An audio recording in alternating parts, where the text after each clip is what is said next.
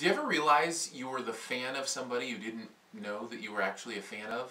I had that realization when I was thinking about the show Last Man Standing and Tim Allen. I think I'm actually a Tim Allen fan. From the first Home Improvement to Galaxy Quest. I even kind of like the Santa Claus movie, the first one at least. And of course, this guy, you know, the voice of Buzz Lightyear.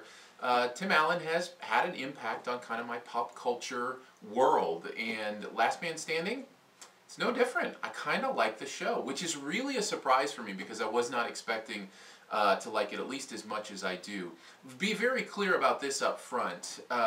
Last Man Standing is pretty much what Home Improvement would be if they made it today. It's pretty much the same show. So I think Home Improvement came out when I was in high school. If you remember the original show, it's about Tim Allen, who's like a TV host of a construction show, and it's kind of this male machismo persona of, you know, fix everything and do everything, and then a lot of the humor revolves around how that backfires in his life, how that affects his family, all those kind of things. Well, that pretty much is Last Man Standing as well, except in this case we've traded construction for a big outdoorsman type shop, another male kind of machismo kind of thing.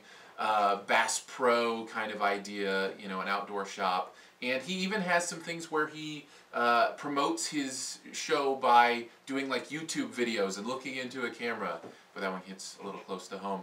But so it's really, I mean, it's almost an identical thing to Home Improvement. So much of how you feel about this probably will be informed about how you felt about Home Improvement. And for me, I loved it. I thought he was hilarious. I think he's hilarious now. He has a very natural demeanor in the show. This time, instead of boys in the house, he's got only daughters. And so a lot of the humor this time revolves around how his male persona is around his daughters and what they're doing and how he's adopting to life in the 21st century and all that kind of stuff. I really do see it as kind of Home Improvement Part 2. Home Improvement the later years, if you will. And for me, that really works. Now, I will also mention this has a laugh track, and I've railed many times against laugh tracks used in TV, and I was trying to rack my brain to figure out why it doesn't annoy me in this show, and I think it's because I see it as Home Improvement. And there was a laugh track in Home Improvement,